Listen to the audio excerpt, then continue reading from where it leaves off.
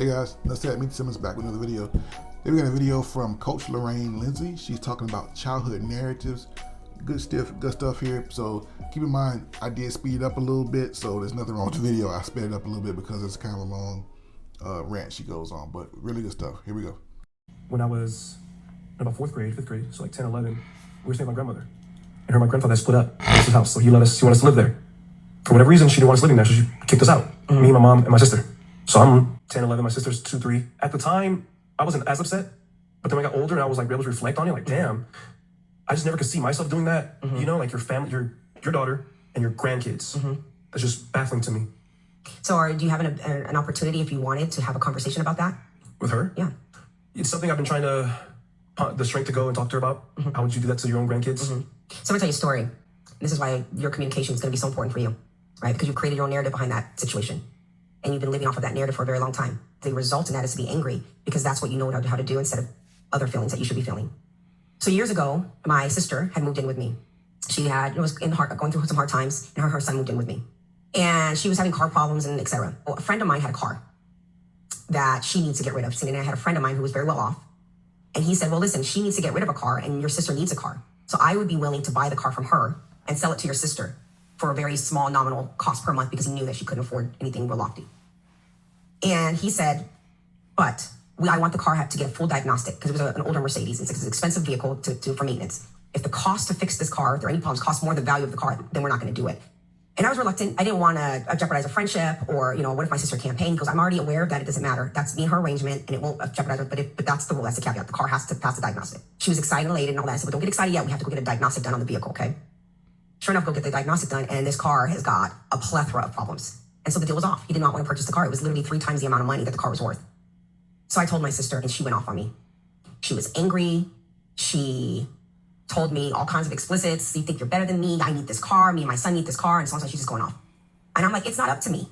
Anyway, when I went to work, whenever I came home, my sister and her and my nephew were gone. She decided to pack and move out, okay? Don't know where she went, whatever. All I know was all her stuff was still in my house. I'm going to let her be. Fast forward, and there's a reason why I'm telling this story, okay? Fast forward, my nephew's turning 10 years old, and I want to take him to Disneyland. Now, we hadn't heard from my sister. None of us, no one in the family heard. We don't know where she's at. She doesn't want to talk to anybody. And it was months. So finally, she kind of surfaced, and I had asked if I could take my nephew to Disneyland for his 10th birthday. She actually allows me, and I was surprised, but she let me take him. And we go to Disneyland, and we have the most amazing time until the end. He's 10 years old, and we go to get something to eat, and he wanted a specific dish, and they didn't have it, and he threw a fit in the restaurant. And I'm like, I go off on him, like, we just went to Disneyland, had this great time, you're gonna act up? And he says, oh, you wanna talk to me like that when you left me homeless? You left me in the streets? And I was like, excuse me? You kicked me and my mom out of your house, and we slept in a car for months, and it's all your fault. But the only thing I could say to him is, baby, not every story that you're being told is always the real story. So I say all of that because you've been carrying a narrative to a story that might have some accountability to other sides.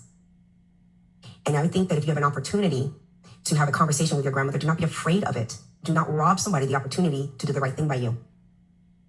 But you have to know for yourself that because you're carrying a lot of pain behind that, and a lot of anger and a lot of hurt and a lot of misunderstanding, that you're gonna have to check yourself to be able to be compassionate in that conversation, as hard as it's gonna be.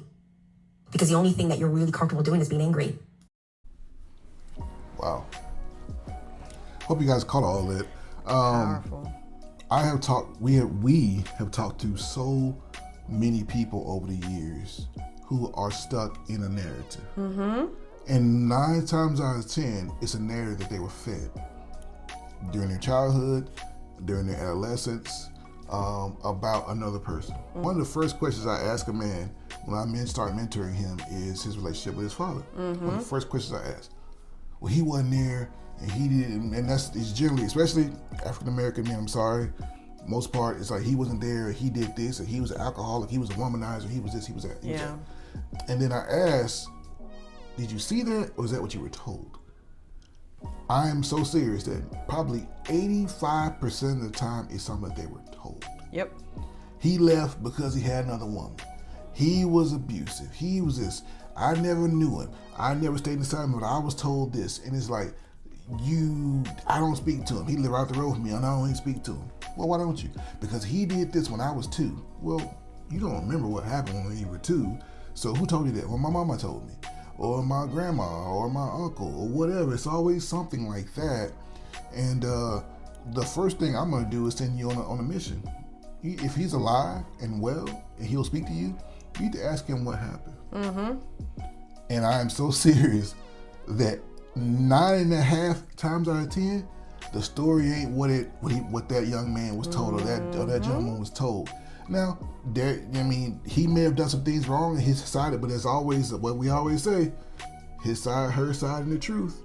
And I think a lot of people are walking around angry, pissed off, and confused because it will fit a narrative as a child that a lot of times not even true. What do you think? I lived this. You sure did. Yeah, this was, I was fed a narrative from my mother about my father and, how bad he did us after he, divorced her, and a lot of the financial struggle and some of the other things that we had to encounter or endure. It was because my dad was a bad dude and bad-mouthing him and all of that. And I'll say this, it is unfair to jade the relationship of parent and child. It's unfair to jade that relationship just because you as the mom or you as the significant other, you didn't get along, y'all didn't rock, y'all fell out, y'all don't have a relationship. So now I'm gonna jade the relationship that you are gonna have with your father because I'm still pissed off at him. And it goes both ways. Yes, same thing. As a gentleman, it's wrong to jade your child's view of the mother just because you guys can't be in a relationship, things fell off, and then you start saying bad things about that mom. And so now the child is walking around with all of this angst, anger, regret, and then forced to choose a side because the parent-child relationship is exclusive and separate from the intimate relationship between a man and a woman. It's not fair to do that. And again, someone that lived that, it's a crappy deal.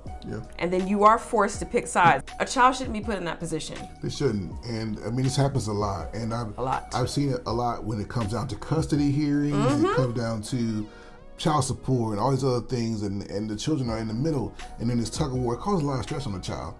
So I would encourage you guys, any man, woman, any child, whoever listens to this, find the other side of the story, because a lot of things we're told as children is not always the way it went down. I remember both of my grandparents. I don't have any grandparents. All my grandparents on both sides are gone on to be with the Lord, and I remember being told stories about my paternal grandfather, and how abusive he was. I heard this my entire life. He was not around a whole lot. I probably saw the man maybe 4 times my entire life.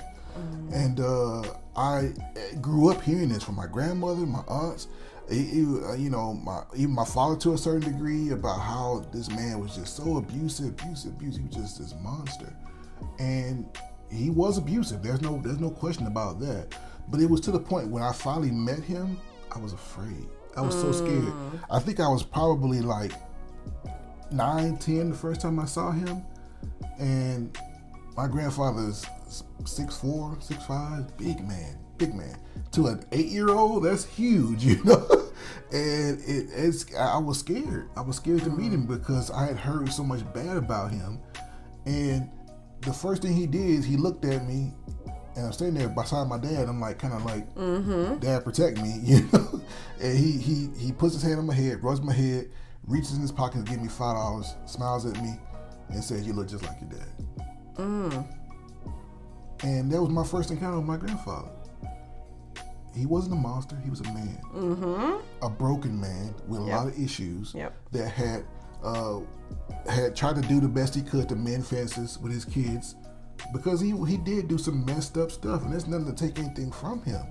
But I, as a child, internalized that narrative that my grandfather was an evil monster when he had done nothing to me. But I internalized that to the point that when I met him, I was scared of him and halfway angry with him, because how could you do this? And that wasn't even your anger. That's not my anger. I was carrying something that I didn't even need to carry. And so many of you are doing the same thing. Absolutely. You are carrying stuff that ain't yours to carry. What happened between that man and his wife, they ain't got nothing to do with you as a child.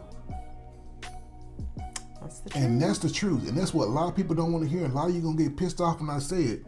But a lot of y'all are carrying your mother's water. You're carrying your father's water. That's between him, his wife, and her husband. If that man didn't lay a finger on you, he didn't do this, he didn't do that, you don't know the whole story. If that woman left and then she left and you don't know why she left, you don't know the whole story. Was it right? Probably not, but you don't know that. You're carrying that anger around and it's affecting your current relationships. Yep. It's affecting your marriage. It's affecting your success. It's affecting the way you view the world because you carry somebody else's water. That's the truth. And you got to heal past that. It's a little bit more difficult. Well, not a little bit. It is more difficult if that person is deceased. So let's say I have this anger directed towards my father. My father is no longer alive. Well, now you've got to become a detective and actually do some work. Ask other family members, not just the person that's feeding you the narrative, but if, let's say it's coming from mom. Mom has said, oh, your dad's horrible. Your dad was never there. Your dad. Well, you need to step outside of that. You need to step outside of just mom's version of your dad. And now you need to be asking questions. If there's other siblings, if there's your grandparents on your dad's side, siblings, friends, people that may have known him. Now you're going to have to kind of piece all of that together so that you can see a more full picture of who your dad really was. And I'm just using that as an example. But even if that person is deceased, I definitely encourage you to do some detective work and kind of figure out who this person was so that you can recreate or create new memories honoring that person as you heal. So, and if the person is alive, make that right. Go have a conversation. Just, hey, I've heard some horrible things about you growing up, and I want to know who you are now. I want to know how things really went. Let's have a conversation. If that person is unwilling, then you're just going to have to forgive them incrementally and move on. And it's not easy. It's not. We certainly don't want to come across like this is an easy thing to do because it isn't. It could take a minute. And so a lot of y'all are mad at your father for something he did to your mother, and I get that. However, you gotta separate the two because you could be a great father and a horrible husband. Yep. And vice versa. There's so much more we could talk about that. And I would just highly encourage anybody struggling with that, get some help, coaching, therapy, things like that, because life is short and people get up out of here every day. Yeah. And sometimes you just gotta forgive and move on. Sometimes it's just the best medicine. It's just and forgiveness is for you. It's not for them. It's for you to be free. And with that, that's enough said.